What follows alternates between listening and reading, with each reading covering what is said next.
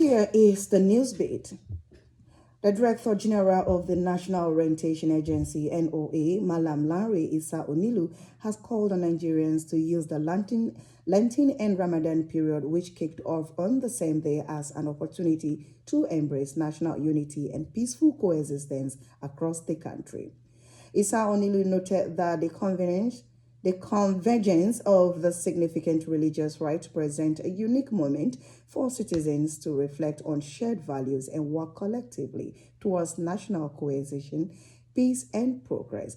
The DGNOA also called on both Muslims and Christians to embrace the duty of care by being their brother's keepers, stressing that the value of compassion and selfless service inherent in both Ramadan and Lent should inspire Nigerians to look out for one another regardless of religion's affiliation. He enjoined Nigerians to use the spiritual significance of the period to pray for the government, particularly in its ongoing effort to tackle the nation's security challenge. A traditional ruler from the southeast has called on President Bola Tinubu to free the convicted leader of the indigenous people of Biafra, IPOB, Nnamdi Kanu, or return him to Kenya, where he was allegedly arrested. He warned that the continued detention of the separatist leader was fueling agitation among youth in the region. The Eze Ogbonachondu of Ezema Olo Kingdom, Dr. Lawrence Agubuzu, made the appeal directly to the president during the 2026 National Traditional and Religious Leaders Summit on Health, held at the State House Conference Center in Abuja. The Federal Capital Territory Police Command has deployed personnel across the territory ahead of the Area Council election. This is as the command announced a restriction of movement across the FCT from 6 a.m. to 6 p.m. on election day, with exemptions for essential service providers and election officials.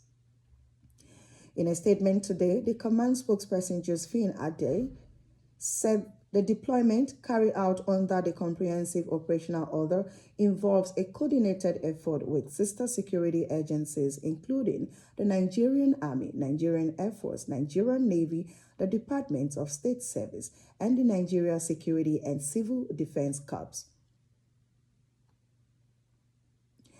And on the foreign scene, Peru's Congress has impeached interim President Jose Jerry and Latin American country's seventh head of state in 10 years, and only the latest toppled over graft claims. Jerry was accused of irregular hiring of several women in his government and of suspected graft involving a Chinese businessman. In office since last October, Jerry took over from unpopular leader Dina Boluarte, who was also impeached amid protests against corruption and a wave of violence linked to organized crime. Prosecutors last week opened an investigation into whether the head of state exercised undue influence in government appointment. And now to entertainment. Actress Enado Odigi has announced the birth of her baby boy, revealing that motherhood has kept her away from the public space in recent months. Enado Odigi and Tola Odunsi tied the knot in an intimate civil wedding ceremony in February 2025. Sharing the news on her Instagram page, she described motherhood as the most important role of her life. And now to sport. Some of the athletes who will be representing Ondo State at the second Niger Delta Games in Edo State are confident of making a big impact. The games are scheduled to commence with an opening ceremony on Friday, February 20th, and athletes from the 9th state are expected to arrive on Thursday, February 19. The athletes who return for the end part of their campaign in Akure on Tuesday have described the atmosphere as serious, focused, and encouraging.